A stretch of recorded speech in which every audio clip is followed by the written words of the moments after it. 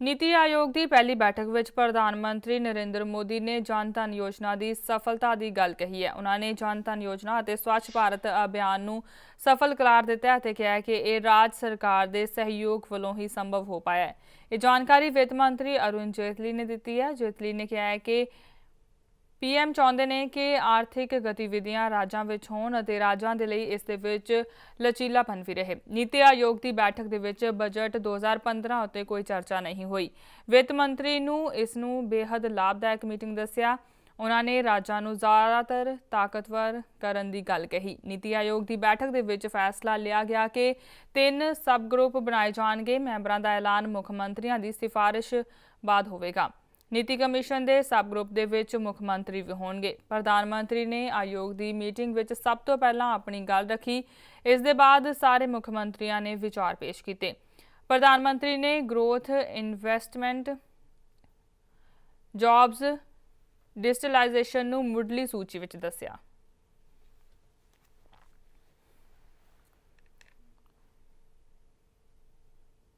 जम्मू कश्मीर में होईयां राज सभा चोणां दे विच कांग्रेस के गुलाम नबी आज़ाद राज सभा पहुंच गए। 2 सीटां ते पीडीपी उम्मीदवार मीर मुहम्मद फयाज नज़ीर अहमद लावे नूं जित हासिल हुई, जबकि भाजपा के शमशेर सिंह मनहास भी चोण जित गए ने।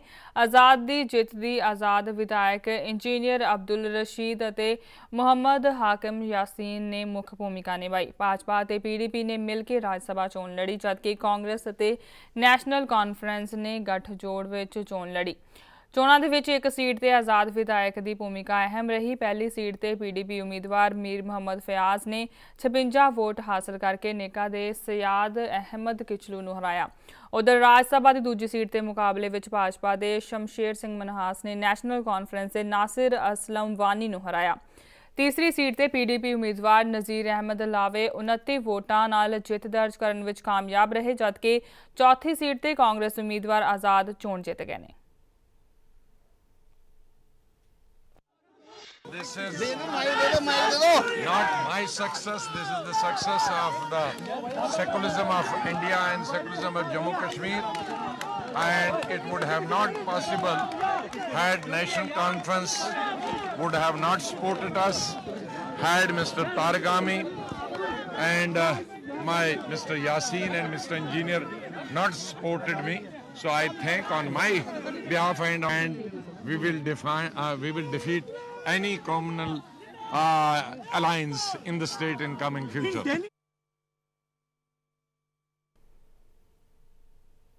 कांग्रेस आगू गुलाम नबी आज़ाद की जित नाल सूबे की सियासत की तस्वीर बदलने के संकेत मिले ने। जित नूं लैके गुलाम नबी आज़ाद का कहना है कि उन्हां दी जित धर्म निरपक्षता की जित है। आज़ाद ने कहा कि जित फिरकू ताकतां की हार है। इस दौरान उन्हां मोदी वेव ते बोलते हुए कहा कि मोदी वेव भाजपा वालों बनाई हुई वेव है, जिसका उदाहरण जल्द ही दिल्ली दे विच देखण नूं मिलेगा। Again, this is defeat of communal forces. Regarding us,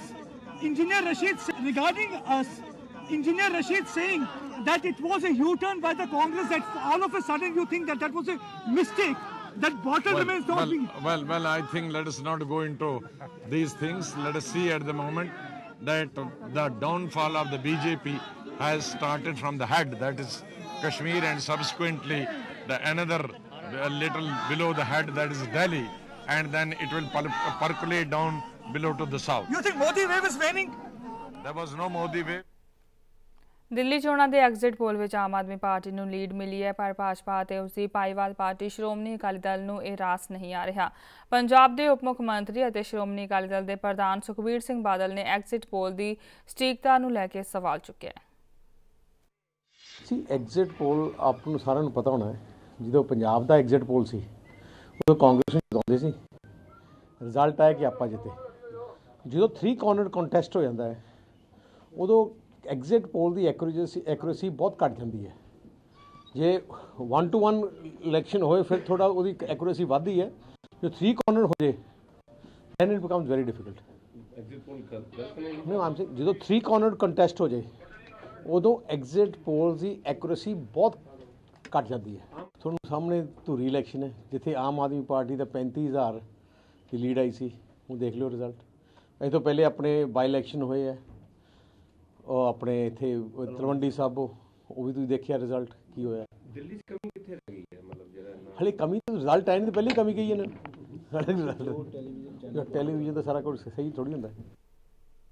Aam Aadmi party ਵੱਲੋਂ ਦਿੱਲੀ ਦੀਆਂ ਚੋਣਾਂ ਤੋਂ ਬਾਅਦ ਪੰਜਾਬ ਦੀਆਂ ਨਗਰ ਨਿਗਮ ਤੇ ਕੌਂਸਲ ਚੋਣਾਂ ਨੂੰ ਲੈ ਕੇ ਲਾਮਬੰਦੀ ਸ਼ੁਰੂ ਕਰ ਦਿੱਤੀ ਗਈ ਹੈ, ਜਿਸ ਤਹਿਤ ਬਰਨਾਲਾ ਦੇ ਵਿੱਚ ਪਾਰਟੀ ਦੇ ਲੋਕ ਸਭਾ ਮੈਂਬਰ ਭਗਵੰਤ ਮਾਨ ਨੇ ਜ਼ਿਲ੍ਹੇ ਦੇ ਨਾਲ ਸੰਬੰਧਿਤ ਪਾਰਟੀ ਵਰਕਰਾਂ ਦੇ ਨਾਲ ਮੀਟਿੰਗ ਕੀਤੀ ਅਤੇ ਆਪਣੇ MP ਲੈਂਡ ਫੰਡ ਦੇ ਵਿੱਚ ਦਿੱਤੀਆਂ ਗ੍ਰਾਂਟਾਂ ਤੇ ਕੇਂਦਰ ਸਰਕਾਰ ਦੀਆਂ ਲੋਕ ਭਲਾਈ ਸਕੀਮਾਂ ਸੰਬੰਧੀ ਜ਼ਿਲ੍ਹੇ ਦੇ ਅਫਸਰਾਂ ਦੇ ਨਾਲ ਵੀ ਮੀਟਿੰਗ ਕੀਤੀ।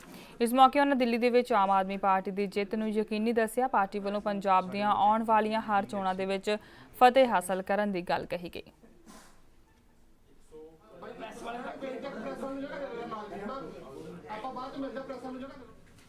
दिल्ली तो बिल्कुल शरेआम बोल रही है दिल्ली के इस बार आम आदमी पार्टी की सरकार बन रही है और इस गल का इत्थों ही पता लगता है कि बीजेपी ने कहता कि दिल्ली के जोड़े रिजल्ट ने वो मोदी जी के कामों का फतवा नहीं है।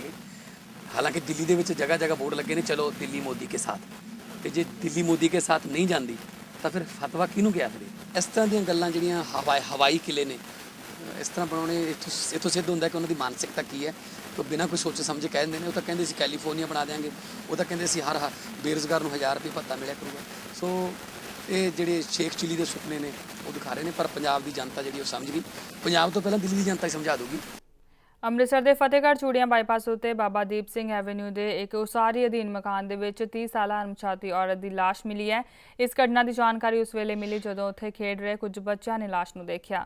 ਬੱਚਿਆਂ ਨੇ ਤੁਰੰਤ ਇਸ ਦੀ ਜਾਣਕਾਰੀ ਪਿੰਡ ਦੇ ਸਰਪੰਚ ਨੂੰ ਦਿੱਤੀ। ਲਾਸ਼ ਦੀ ਹਾਲਤ ਦੇਖ ਕੇ ਕਿਆਸ ਲਗਾਇਆ ਜਾ ਰਿਹਾ ਹੈ ਕਿ ਮੌਤ ਤੋਂ ਪਹਿਲਾਂ ਉਸ ਦੇ ਨਾਲ ਬਲਾਤਕਾਰ ਕੀਤਾ ਗਿਆ ਹੋਵੇ। ਪੁਲਿਸ ਨੇ ਲਾਸ਼ ਨੂੰ ਪੋਸਟਮਾਰਟਮ ਲਈ ਭੇਜ ਦਿੱਤਾ ਹੈ। ਮੌਕੇ ਤੇ ਪਹੁੰਚੇ ਪੁਲਿਸ ਅਧਿਕਾਰੀਆਂ ਦਾ ਕਹਿਣਾ ਹੈ ਕਿ ਫਿਲਹਾਲ ਮਹਿਲਾ ਦੀ ਸ਼ਨਾਖਤ ਨਹੀਂ ਹੋ ਸਕੀ ਹੈ। ਅੱਗੇ ਦੀ ਕਾਰਵਾਈ ਪੋਸਟਮਾਰਟਮ ਦੀ ਰਿਪੋर्ट ਆਉਣ ਤੇ ਹੀ ਕੀਤੀ ਜਾਵੇਗੀ।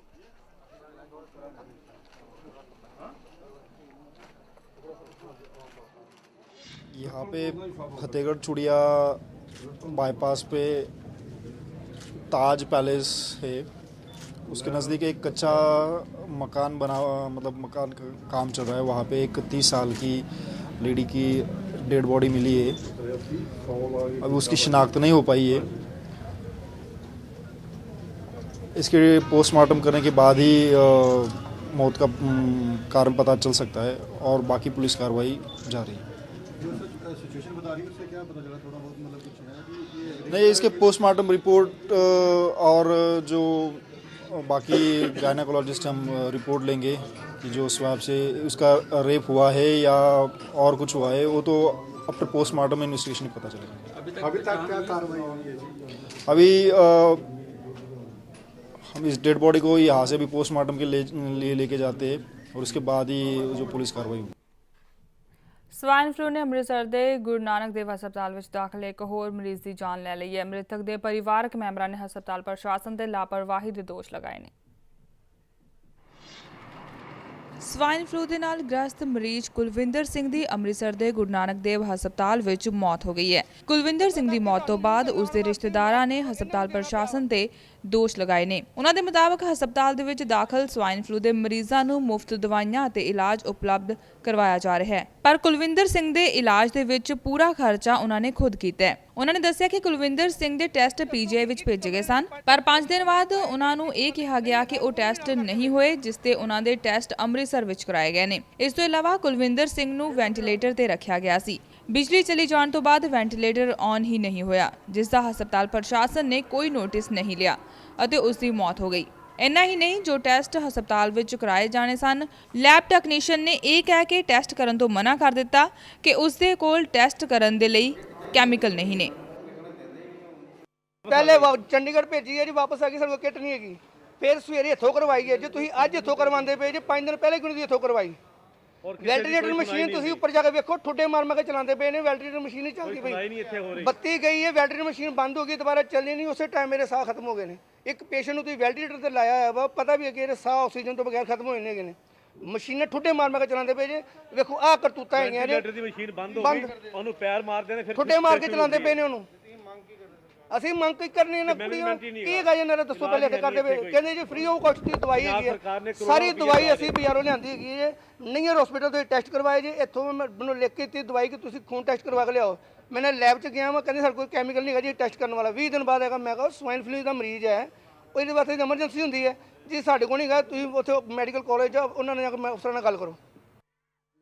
ਉਧਰ ਹਸਪਤਾਲ ਦੇ ਮੈਡੀਕਲ ਸੁਪਰਿੰਟੈਂਡੈਂਟ ਡਾਕਟਰ ਸੁਜਾਤਾ ਨੇ ਕੁਲਵੰਤ ਸਿੰਘ ਵੱਲੋਂ ਲਗਾਏ ਗਏ ਸਾਰੇ ਦੋਸ਼ਾਂ ਨੂੰ ਸਿਰੇ ਤੋਂ ਖਾਰਿਜ ਕੀਤਾ ਹੈ ਅਤੇ ਦਾਅਵਾ ਕੀਤਾ ਹੈ ਕਿ ਹਸਪਤਾਲ ਵਿੱਚ ਸਾਰੀਆਂ ਸੁਵਿਧਾਵਾਂ ਮੁਹੱਈਆ ਕਰਵਾਈਆਂ ਜਾ ਰਹੀਆਂ ਨੇ। ਉਹਨਾਂ ਕਿਹਾ ਹੈ ਕਿ ਜਦ ਮਰੀਜ਼ ਹਸਪਤਾਲ ਵਿੱਚ ਆਉਂਦੇ ਨੇ ਤਾਂ ਉਹ ਕਾਫੀ ਖਰਾਬ ਸਥਿਤੀ ਵਿੱਚ ਹੁੰਦੇ ਨੇ, ਜਿਨ੍ਹਾਂ ਨੂੰ ਬਚਾ ਪਾਉਣਾ ਮੁਸ਼ਕਿਲ ਹੋ ਜਾਂਦਾ ਹੈ, ਪਰ ਇਸ ਦੇ ਬਾਵਜੂਦ ਮਰੀਜ਼ਾਂ ਨੂੰ ਬਚਾਉਣ ਦੀ ਪੂਰੀ ਕੋਸ਼ਿਸ਼ ਕੀਤੀ ਜਾਂਦੀ ਹੈ। ਆਈਸੋਲੇਸ਼ਨ ਵਾਰਡ ਦੇ ਵਿੱਚ ਆਮ ਲੋਕਾਂ ਦੇ ਆਉਣ ਜਾਣ ਦੇ ਬਾਰੇ ਵਿੱਚ ਉਹਨਾਂ ਕਿਹਾ ਕਿ ਮਰੀਜ਼ਾਂ ਦੇ ਰਿਸ਼ਤੇਦਾਰ ਖੁਦ ਉੱਥੇ ਜਾਣ ਤੋਂ ਡਰਦੇ ਨੇ, ਇਸ ਦੇ ਲਈ ਉਹਨਾਂ ਨੂੰ ਪੂਰੇ ਪ੍ਰੀਕਾਸ਼ਨ ਦੇ ਨਾਲ ਅੰਦਰ ਜਾਣ ਦਿੱਤਾ ਜਾਂਦਾ ਹੈ।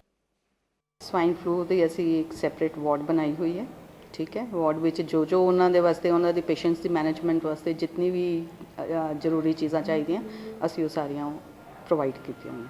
ਉਹ ਟੈਸਟ ਫਿਰ ਸਾਡੀ ਆਪਣੀ ਲੈਬੋਰੇਟਰੀ 'ਚ ਹੋਏ ਨੇ। ਕੁਲਵਿੰਦਰ ਸਿੰਘ ਹਾਲੇ ਮੇਰੇ ਕੋਲ ਰਿਟਨ ਰਿਪੋਰਟ ਨਹੀਂ ਹੈ, ਬਟ ਵਰਬਲੀ ਮੈਨੂੰ ਇਹ ਪਤਾ ਲੱਗਿਆ ਕਿ ਕੁਲਵਿੰਦਰ ਸਿੰਘ ਵਾਸ ਪੋਜ਼ਿਟਿਵ। ਉਹ ਸਾਡੀ ਆਪਣੀ ਲੈਬੋਰੇਟਰੀ 'ਚ ਹੋਇਆ ਟੈਸਟ। ਦੇਖੋ ਜਿੱਥੋਂ ਤੱਕ ਮੈਂ ਦੇਖਿਆ ਵੈ, ਵਾਰਿਸ ਵੀ ਅੰਦਰ ਜਾਣ ਤੋਂ, ਪੇਸ਼ੈਂਟ ਤੋਂ, ਐਕਸਪੋਜ਼ਰ ਤੋਂ ਡਰਦੇ ਪਏ ਨੇ। ਜਿਹੜੇ ਜਾਂਦੇ ਨੇ ਵਿਦ ਮਾਸਕ ਜਾਂਦੇ ਨੇ। ਇੱਕ ਅੱਧਾ ਅਟੈਂਡੈਂਟ ਤੇ ਕਿਸੇ ਵਕਤ ਕੋਈ ਪੇਸ਼ੈਂਟ ਨੂੰ ਹੀ ਜ਼ਰੂਰਤ ਹੁੰਦੀ ਹੈ ਜਾਂ ਉਹ ਹੀ ਬੁਲਾ ਲੈਂਦਾ ਜਾਂਦਾ ਹੈ ਤੇ ਉਹ ਵਿਦ ਮਾਸਕ ਜਾਂਦਾ ਵਾ। ਇਸ ਤਰ੍ਹਾਂ ਨਹੀਂ ਹੈ ਕਿ ਕੋਈ ਪੇਸ਼ੈਂਟ ਦੇ ਅਟੈਂਡੈਂਟ ਨੂੰ ਐਸ ਸੱਚ ਭੇਜੀਦਾ। ਹਰ ਇੱਕ ਨੂੰ ਆਪਣੀ ਵੀ ਪ੍ਰੋਟੈਕਸ਼ਨ ਦਾ ਫਿਕਰ ਹੈਗਾ।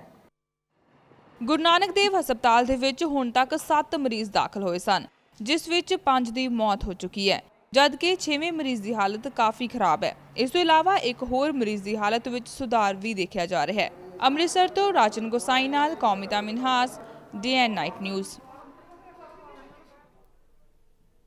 ਰੇਵਾੜੀ ਝੱਜਰ ਮਾਰਗ ਉਤੇ ਪਿੰਡ ਪਹਿਲਾਵਾਸ ਦੇ ਨੇੜੇ ਇੱਕ ਖੜੇ ਟੈਂਕਰ ਦੇ ਵਿੱਚ ਪਿੱਛੋਂ ਟਰਾਲੇ ਨੇ ਟੱਕਰ ਮਾਰ ਦਿੱਤੀ, ਜਿਸ ਕਾਰਨ ਟਰਾਲੇ ਦਾ ਕਲੀਨਰ ਗੰਭੀਰ ਰੂਪ ਦੇ ਵਿੱਚ ਜ਼ਖਮੀ ਹੋ ਗਿਆ, ਜਿਸ ਨੂੰ ਤੁਰੰਤ ਰੇਵਾੜੀ ਦੇ ਹਸਪਤਾਲ ਵਿੱਚ ਲਿਜਾਇਆ ਗਿਆ, ਜਿੱਥੇ ਡਾਕਟਰਾਂ ਨੇ ਉਸ ਨੂੰ ਮ੍ਰਿਤਕ ਐਲਾਨ ਦਿੱਤਾ। ਪੁਲਿਸ ਨੇ ਟਰਾਲੇ ਦੇ ਡਰਾਈਵਰ ਦੇ ਖਿਲਾਫ ਲਾਪਰਵਾਹੀ ਦਾ ਮਾਮਲਾ ਦਰਜ ਕਰ ਲਿਆ ਹੈ।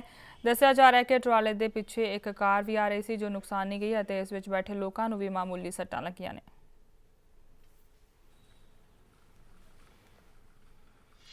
ट्रोला भी झज्जर की तरफ से आ रहा था और कैंटर भी। ये कैंटर का कंडक्टर है, ये खड़ा करके साइड में कंडक्टर और बता रहे हैं वे अपने लैटरिन के लिए गए थे और ट्रोला ने धुंध में ना देखने की वजह से सीधी टक्कर मारी है, जिससे इसकी मृत्यु हो गई। घायल कितने हैं? एक ही आदमी घायल है और उसकी मृत्यु हो चुकी है। रोहतक ਵਿੱਚ ਨੇਪਾਲੀ ਲੜਕੀ ਦੀ ਹੋਈ ਹੱਤਿਆ ਤੋਂ ਬਾਅਦ ਵੱਖ-ਵੱਖ ਸੰਗਠਨ ਦੋਸ਼ੀਆਂ ਦੇ ਖਿਲਾਫ ਕਾਰਵਾਈ ਦੀ ਮੰਗ ਨੂੰ ਲੈ ਕੇ ਸੜਕਾਂ ਉੱਤੇ ਉਤਰ ਆਏ ਨੇ। ਭਿਵਾਨੀ ਦੇ ਵਿੱਚ ਪ੍ਰਵਾਸੀ ਨੇਪਾਲੀ ਸੰਘ ਨੇ ਬੈਨਰ ਹੇਠ ਪੂਰੇ ਸ਼ਹਿਰ ਦੇ ਵਿੱਚ ਰੋਸ ਮਾਰਚ ਕੱਢਿਆ ਗਿਆ। ਪ੍ਰਦਰਸ਼ਨਕਾਰੀਆਂ ਨੇ ਮੰਗ ਕੀਤੀ ਹੈ ਕਿ ਦੋਸ਼ੀਆਂ ਨੂੰ ਜਲਦ ਗ੍ਰਿਫਤਾਰ ਕਰਕੇ ਉਹਨਾਂ ਨੂੰ ਸਖਤ ਤੋਂ ਸਖਤ ਸਜ਼ਾ ਦਿੱਤੀ ਜਾਵੇ। ਦੱਸ ਦਈਏ ਕਿ ਰੋਹਤਕ ਦੇ ਵਿੱਚ ਇੱਕ ਨੇਪਾਲੀ ਲੜਕੀ ਨੂੰ ਅਗਵਾ ਕਰਨ ਮਗਰੋਂ ਉਸ ਦੀ ਹੱਤਿਆ ਕਰ ਦਿੱਤੀ ਗਈ ਸੀ। तो नेपाली लड़की मीना का अपहरण हुआ और उसके बाद उसके साथ बड़ी दरिंदगी से बलात्कार करके उसको मार दिया गया। वो ये बहुत बड़ी घटना है और हमारे समाज पर ये कलंक है। और विशेषकर हम हिंदुस्तान के लोग, भारत के लोग कोई सुरक्षा नहीं दे पा रहे हैं महिलाओं को।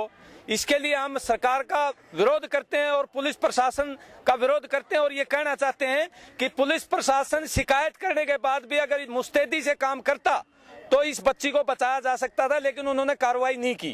इसलिए आए दिन महिलाओं पर बलात्कार, अपहरण जो कांड हो रहे हैं, ये सुरक्षा व्यवस्था की व्यवस्था पूरी नहीं है, इस वजह से ऐसा हो रहा है। उत्तर प्रदेश के कुशीनगर में चार्ज लैके गुरु नगरी अमृतसर पहुंचे एक मुलजम ਨੂੰ CIA स्टाफ की पुलिस ने गिरफ्तार किया है। जानकारी के मुताबिक यह मुलजम पहली बार चार्ज की खेप लैके आया सी, पर उसके पिता के खिलाफ पहला भी चार्ज की तस्करी के कई मामले दर्ज ने।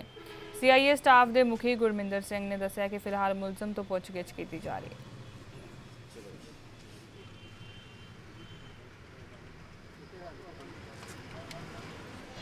यूपी के कुशीनगर जिले का रहने वाला मनीष पांडे सीगा, जो कि कल इत्थे रात के टाइम 3 किलो चरस लैके आया सी बेचण वास्ते, जिसनूं साडे SI अवतार सिंह जिहड़े ने CIA स्टाफ च लगे हुए ने, उन्हां दी पुलिस पार्टी ने जिहड़ा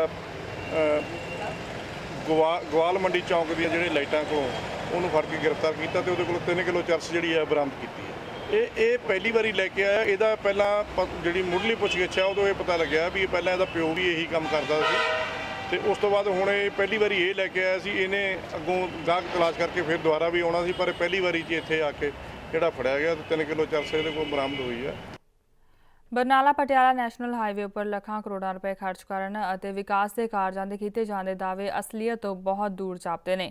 ਬਰਨਾਲਾ ਤੋਂ ਪਟਿਆਲਾ ਚੰਡੀਗੜ੍ਹ ਨੂੰ ਜਾਂਦਾ ਨੈਸ਼ਨਲ ਹਾਈਵੇ ਪ੍ਰਸ਼ਾਸਨ ਦੀ ਅਣਗਹਿਲੀ ਕਾਰਨ ਆਮ ਲੋਕਾਂ ਅਤੇ ਰਾਹਗੀਰਾਂ ਦੇ ਲਈ ਪਰੇਸ਼ਾਨੀ ਬਣਿਆ ਹੋਇਆ ਹੈ।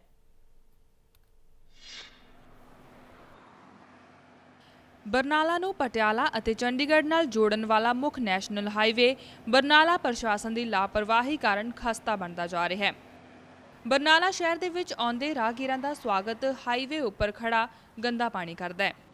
ਇਸ ਹਾਈਵੇ ਦੇ ਨਾਲ ਲੱਗਦੇ ਗੰਦੇ ਪਾਣੀ ਦੇ ਨਾਲੇ ਦਾ ਪਾਣੀ ਓਵਰਫਲੋ ਹੋ ਕੇ ਸੜਕ ਉੱਪਰ ਆਉਣ ਕਾਰਨ ਇਹ ਸੜਕ ਥਾਂ-ਥਾਂ ਤੋਂ ਟੁੱਟ ਚੁੱਕੀ ਹੈ ਅਤੇ ਵੱਡੇ ਖੱਡੇ ਬਣ ਚੁੱਕੇ ਨੇ। ਇਸ ਮੌਕੇ ਆਮ ਲੋਕਾਂ ਨੇ ਦੱਸਿਆ ਕਿ ਲੰਮੇ ਸਮੇਂ ਤੋਂ ਇਹ ਸਮੱਸਿਆ ਜਿਉਂ ਦੀ ਤਿਉਂ ਬਣੀ ਹੋਈ ਹੈ, ਜਿਸ ਨਾਲ ਇੱਥੋਂ ਲੰਘਣ ਵਾਲੇ ਰਾਹਗੀਰਾਂ ਨੂੰ ਕਾਫੀ ਮੁਸ਼ਕਿਲ ਆਉਂਦੀ ਹੈ। ਸੜਕ ਉੱਤੇ ਵੱਡੇ ਖੱਡੇ ਹੋਣ ਕਾਰਨ ਕਈ ਦੁਰਘਟਨਾਵਾਂ ਵੀ ਵਾਪਰ ਚੁੱਕੀਆਂ ਨੇ, ਪਰ ਪ੍ਰਸ਼ਾਸਨ ਵੱਲੋਂ ਇਸ ਸਮੱਸਿਆ ਦਾ ਕੋਈ ਪੁਖਤਾ ਪ੍ਰਬੰਧ ਨਹੀਂ ਕੀਤਾ ਗਿਆ। ਲੋਕਾਂ ਨੇ ਮੰਗ ਕੀਤੀ ਹੈ ਕਿ ਜਲਦ ਤੋਂ ਜਲਦ ਗੰਦੇ ਪਾਣੀ ਦੇ ਨਿਕਾਸ ਦਾ ਪ੍ਰਬੰਧ ਕਰਕੇ ਲੋਕਾਂ ਨੂੰ ਇਸ ਸਮੱਸਿਆ ਤੋਂ ਨਿਜਾਤ ਦਿਵਾਈ ਜਾਵੇ। ਇੱਥੇ ਬੱਚੇ ਵੀ ਡਿੱਗ ਰਹੇ ਹੈਗੇ, ਸਕੂਲ ਵਾਲੇ ਬੱਚਿਆਂ ਦਾ ਐਕਸੀਡੈਂਟ ਹੋ ਰਿਹਾ ਹੈਗਾ। ਬਾਬਾ ਗਾਂਧਾ ਸਿੰਘ ਸਕੂਲ 'ਚ ਬੱਚੇ ਜਾਂਦੇ ਹੈ, ਸਾਰੇ ਕੱਪੜੇ ਖਰਾਬ ਹੋ ਜਾਂਦੇ ਉਹਨਾਂ ਦੇ। ਇਹ ਪਾਣੀ ਦਾ ਕੋਈ ਪ੍ਰਬੰਧ ਕਰਿਆ ਜਾਵੇ। ਬੱਚਿਆਂ ਦਾ ਵੀ ਐਕਸੀਡੈਂਟ ਹੋ ਸਕਦਾ ਹੈ। ਛੋਟੇ ਬੱਚੇ ਇਹ ਸੜਕ ਉੱਤੋਂ ਨਹੀਂ ਲੰਘ ਰਹੇ ਹੈਗੇ, ਇਹਨਾਂ ਦਾ ਬੱਚਿਆਂ ਦਾ ਵਰਦੀਆਂ ਵੀ ਖਰਾਬ ਹੋ ਜਾਂਦੇ ਛਿੱਟੇ ਪੈ ਕੇ। ਗੰਦਾ ਪਾਣੀ ਆ, ਮਹੀਨਾ ਹੋ ਗਿਆ ਪਾਣੀ ਖੜੇ ਨੂੰ, ਹਫ਼ਤਾ ਹੋ ਗਿਆ ਮੀਂਹ ਪੈਣ ਨੂੰ, ਹਜੇ ਤਾਈਂ ਪਾਣੀ ਇੱਥੇ ਖੜਾ ਹੈਗਾ। ਠੀਕ ਹੈ ਨਾ, ਸੜਕਾਂ ਟੁੱਟੀਆਂ ਪਈਆਂ, ਡੇਲੀ ਇੱਥੇ ਐਕਸੀਡੈਂਟ ਹੁੰਦੇ ਆ। ਸਰਕਾਰਾਂ ਦੇ ਬਿਆਨ ਆਉਂਦੇ ਆ ਸੜਕਾਂ ਵਧੀਆ ਬਣਾਉਣਗੀਆਂ, ਕੈਲੀਫੋਰਨੀਆ ਬਣਾ ਦੇਣਗੇ, ਪਰ ਆ ਹਾਈਵੇ ਆ ਇਹਦੀ ਦੇਖ ਲਓ ਤੁਸੀਂ ਹਾਲਤ ਕੈਲੀਫੋਰਨੀਆ ਵਰਗੀ ਤੇ ਲਿੰਕ ਸੜਕਾਂ ਦੀ ਹਾਲਤ ਕੀ ਹੋ। ਨੈਸ਼ਨਲ ਹਾਈਵੇ ਆ, ਇਹਦਾ ਸੀਵਰੇਜ ਦੇ ਪਾਣੀ ਕਰਕੇ ਬਹੁਤ ਬੁਰਾ ਹਾਲ ਹੈ ਜੀ। ਤੇ ਨਾ ਹੀ ਕੋਈ ਅਧਿਕਾਰੀ ਤੇ ਨਾ ਹੀ ਕੋਈ ਇੱਥੋਂ ਦਾ ਕੋਈ ਵੀ ਉੱਚ ਅਧਿਕਾਰੀ ਨੇ ਕੋਈ ਜਾਂਚ ਨਹੀਂ ਕੀਤੀ। ਜਿਹੜਾ ਪਾਣੀ ਆ ਸਾਰਾ ਆ ਕੇ ਸੜਕ ਦੇ ਉੱਪਰ ਖੜ ਜਾਂਦਾ ਹੈ। ਸੜਕ ਸਾਰੀ ਤੁਸੀਂ ਵੇਖ ਰਹੇ ਹੋ ਟੁੱਟ ਚੁੱਕੀ ਆ। ਗੱਡੀਆਂ ਦਾ ਆਪਸ 'ਚ ਬਹੁਤ ਵਾਰੀ ਟਕਰਾਅ ਹੋ ਚੁੱਕਿਆ ਤੇ ਹਫ਼ਤੇ ਦੇ ਵਿੱਚ 1-2 ਚਾਂਸ ਐਵੇਂ ਦੇ ਆ ਵੀ ਗੱਡੀਆਂ ਆਪਸ ਦੇ ਵਿੱਚ ਟਕਰਾਉਂਦੀਆਂ ਰਹਿੰਦੀਆਂ ਨੇ, ਐਕਸੀਡੈਂਟ ਹੁੰਦੇ ਆ, ਕਿਸੇ ਨੂੰ ਕੋਈ ਪਰਵਾਹ ਨਹੀਂ ਹੈਗੀ।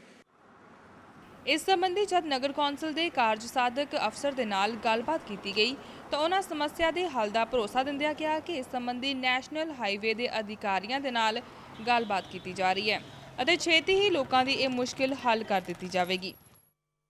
15-20 ਦਿਨਾਂ ਤੋਂ ਸਮੱਸਿਆ ਆ ਰਹੀ ਹੈ।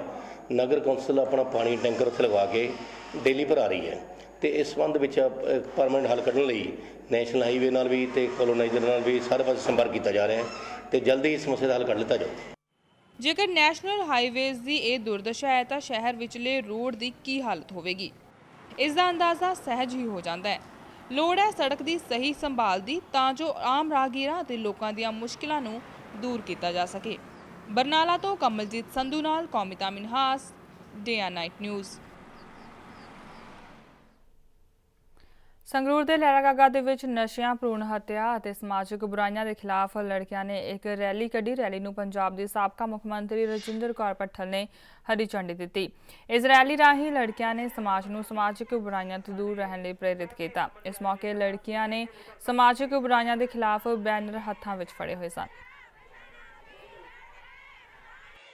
ਲਹਿਰਾਗਾਗੇ ਦੀ ਧਰਤੀ ਤੋਂ ਅੱਜ ਸਾਡੀਆਂ ਬੇਟੀਆਂ ਨੇ ਇਹ ਆਵਾਜ਼ ਪੂਰੇ ਪੰਜਾਬ ਤੱਕ ਪਹੁੰਚਾਉਣ ਦੀ ਕੋਸ਼ਿਸ਼ ਕੀਤੀ ਹੈ ਕਿ ਅੱਜ ਦੀ ਔਰਤ ਆਪਣੇ ਹੱਕਾਂ ਲਈ, ਆਪਣੇ ਹੋਣ ਵਾਲੀਆਂ ਜਾਤੀਆਂ ਲਈ ਜਾਗ ਚੁੱਕੀ ਹੈ ਸਮਾਜਿਕ ਬੁਰਾਈਆਂ ਦੇ ਖਿਲਾਫ। ਬਾਬਾ ਹੀਰਾ ਸਿੰਘ ਭੱਠਲ ਸਾਂਝੀ ਟਰਸਟ ਵੱਲੋਂ ਸਾਡੇ ਸਾਰਿਆਂ ਦੀ ਸਾਂਝੀ ਇੱਕ ਵਿਸ਼ਾਲ ਰੈਲੀ ਕੱਢੀ ਜਾ ਰਹੀ ਹੈ।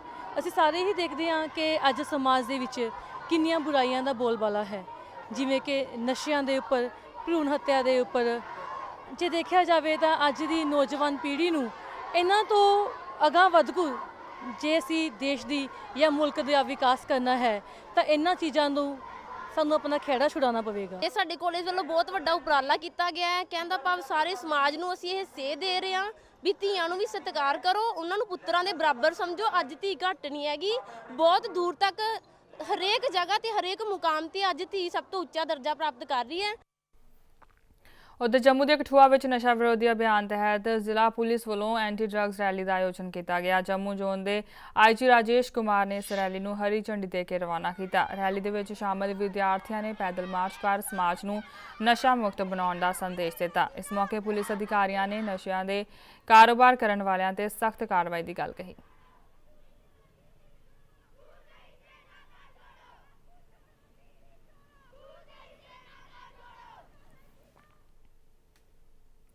ਅੰਮ੍ਰਿਤਸਰ ਦੇ ਨੇੜੇ ਪਿੰਡ ਵੱਲਾ ਵਿਖੇ 9ਵੀਂ ਪਾਤਸ਼ਾਹੀ ਸਾਹਿਬ ਸ੍ਰੀ ਗੁਰੂ ਤੇਗ ਬਹਾਦਰ ਸਾਹਿਬ ਜੀ ਦੇ ਚਰਨ ਛੋਹ ਪ੍ਰਾਪਤ ਗੁਰਦੁਆਰਾ ਸਾਹਿਬ ਦੇ ਵਿੱਚ ਹਰ ਸਾਲ ਲੱਗਣ ਵਾਲਾ ਕੋਠੇ ਦਾ ਮੇਲਾ ਬੜੀ ਹੀ ਸ਼ਰਧਾ ਅਤੇ ਸਤਿਕਾਰ ਦੇ ਨਾਲ ਸ਼ੁਰੂ ਹੋਇਆ। ਇਸ ਮਹੀਨੇ ਤੱਕ ਚੱਲਣ ਵਾਲੇ ਇਸ ਮੇਲੇ ਵਿੱਚ ਦੇਸ਼ਾਂ ਵਿਦੇਸ਼ਾਂ ਤੋਂ ਲੱਖਾਂ ਦੀ ਗਿਣਤੀ ਦੇ ਵਿੱਚ ਸ਼ਰਧਾਲੂ ਪਹੁੰਚਦੇ ਨੇ ਅਤੇ ਗੁਰੂ ਘਰ ਮੱਥਾ ਟੇਕ ਕੇ ਆਪਣਾ ਜੀਵਨ ਸਫਲ ਬਣਾਉਂਦੇ ਨੇ। ਗੁਰਦੁਆਰਾ ਕਮੇਟੀ ਵੱਲੋਂ ਇਸ ਦੇ ਲਈ ਸਾਰੀਆਂ ਤਿਆਰੀਆਂ ਪੂਰੀਆਂ ਕਰ ਲਈਆਂ ਗਈਆਂ ਨੇ।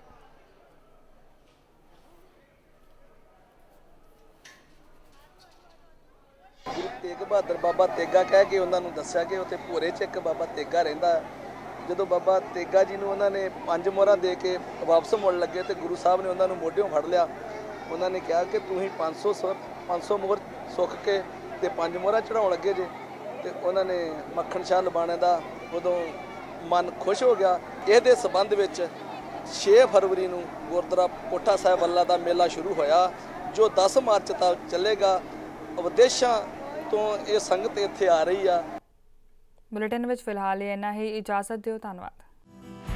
ਖਬਰਾਂ ਦੀ ਦੁਨੀਆ ਵਿੱਚ ਆਓ, ਸਾਡੇ ਨਾਲ ਕਦੇ ਵੀ ਕਿਤੇ ਵੀ ਜੁੜੋ। ਆਪਾਂ ਮਿਲਾਂਗੇ ਫੇਸਬੁੱਕ ਤੇ, ਅਸੀਂ ਦਿਖਾਂਗੇ YouTube ਤੇ, ਸਾਨੂੰ ਫੋਲੋ ਕਰੋ ਟਵਿੱਟਰ ਤੇ।